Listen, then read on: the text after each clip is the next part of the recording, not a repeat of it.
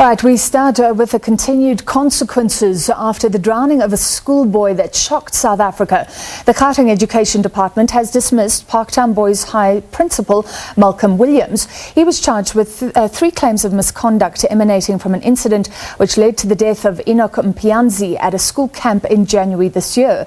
He was acquitted on a 3rd charge that he failed to ensure that the learners were provided with life jackets.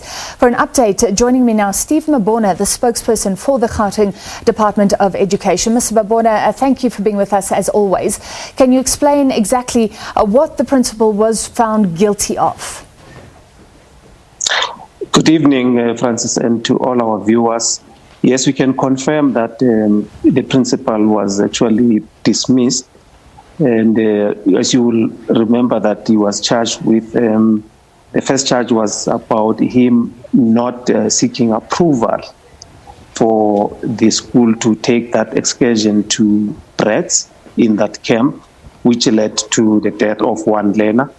And secondly was not to capture a roll call, a register of some sort to say this is the number of learners and their details. And the third one was more about the safety measures, which he was acquitted on that one. But the 2, he was found guilty. And the presiding officer, after taking cognizance the mitigating and aggravating factors, he then decided that the principal must be dismissed. The 3rd charge is important though, so he wasn't found guilty in any connection with the lack of life jackets. So he doesn't have the drowning of Enoch Mpianzi on his hands, as it were. No, but the responsibility starts where the trip is initiated. The argument might be if the trip did not go ahead, we couldn't be talking about the death. So the approval for any excursion to be undertaken is quite key. So that's the first important one. Now, more so not, registering all of those that you have in your space to say, these are the learners that I'm accounting for. That's another.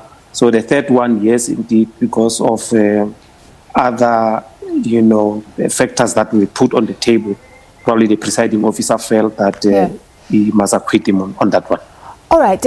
Final question. Could he face criminal charges in future still? And just remind us, because this is with police, the family and many calling for justice still, for all the teachers that were there that didn't stop this, and for the Nyati Bush Lodge, this orientation camp, which seemingly, according to reports, had a history of reckless behavior. Well, unfortunately, on the criminal matter, we will not be in a position to assist you with that one as the department. But we are aware that there were investigations. That's the least that we can tell you. But on the other officials and educators, we can confirm that the disciplinary processes are, going ahead. As soon as we have the outcome on those ones as well, we should be in a position to update you on the latest, but we can confirm that there's a disciplinary process that is, continuing on those. We should be in a position to wrap them as well. All right, thank you very much, Steve Mabona, the spokesperson for the Gauteng Department of Education.